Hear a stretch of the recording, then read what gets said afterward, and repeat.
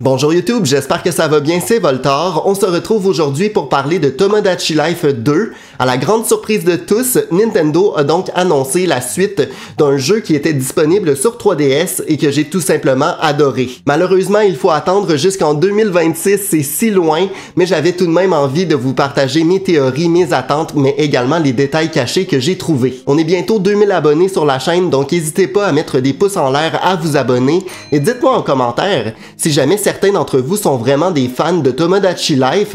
Je sais pas à quel point en France et au Québec, on a vraiment des fans de ce jeu-là. En tout cas, personnellement, c'est vraiment un jeu, une licence que j'adore.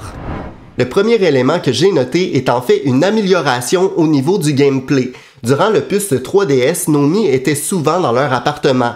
On ne pouvait pas vraiment interagir librement avec eux, alors que durant ce premier trailer, on a vu qu'ils étaient plus libres que jamais. Ils peuvent donc se déplacer librement sur l'île, et c'est plutôt nous qui va assister aux interactions que ceux-ci ont entre eux. Je trouve ça super intéressant d'avoir un côté plus libre concernant cette suite. Définitivement, il y a une petite inspiration à la Animal Crossing concernant Tomodachi Life 2, donc j'ai très hâte de voir jusqu'à quel point nos personnages, nos habitants vont pouvoir librement se déplacer et interagir entre eux. Je trouve que c'est une nouveauté super intéressante. Donc, plutôt que de se retrouver dans un immeuble avec différents appartements, ceux-ci semblent avoir leur propre maison dès le départ.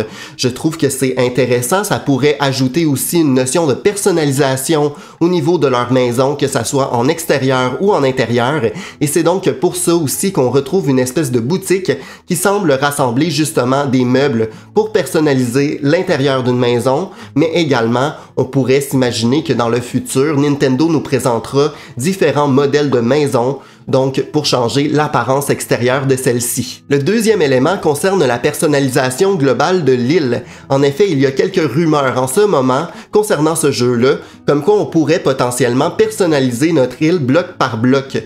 Donc il y a une nouvelle boutique sur laquelle on retrouve une main avec un bloc, ce qui nous laisse penser que finalement notre île pourrait être super bien personnalisée au niveau de l'extérieur. C'est aussi pour ça qu'on retrouverait par exemple des palmiers qui se ressemblent ou encore des fleurs qui sont similaires, tout simplement parce que chaque bloc de l'île serait personnalisable par le joueur, ce qui offrirait quelques nouveautés. On peut s'imaginer que pour l'instant le jeu est encore au début de son développement et c'est pour ça qu'on est assez limité au niveau de personnaliser son île. On se retrouve donc avec des palmiers qui semblent similaires, des routes assez carrées, mais je pense que potentiellement, dans quelques mois, on va voir plus de personnalisation possible et nous présenter différents arbres, différentes fleurs également. On le voit dans le trailer, il y a donc des interactions qui font leur retour. On se retrouve avec une scène durant laquelle il y a deux personnages qui se détestent et se lancent des objets par la tête. Sur 3DS, on voyait en fait que lorsque leur relation s'améliorait, les deux personnages étaient souvent ensemble dans l'appartement. Cette fois-ci, on pourrait les voir interagir à l'extérieur, sur l'île.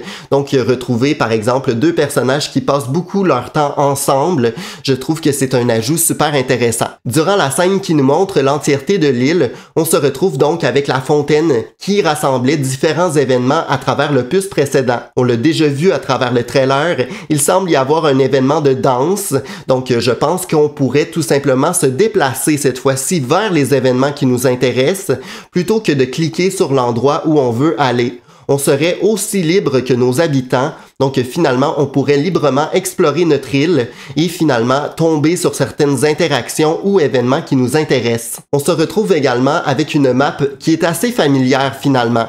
Donc, à part la boutique de personnalisation que j'ai mentionnée plus tôt, je pense que le reste des bâtiments sont assez connus. On a par exemple l'antiquaire dans lequel on vendait nos trésors.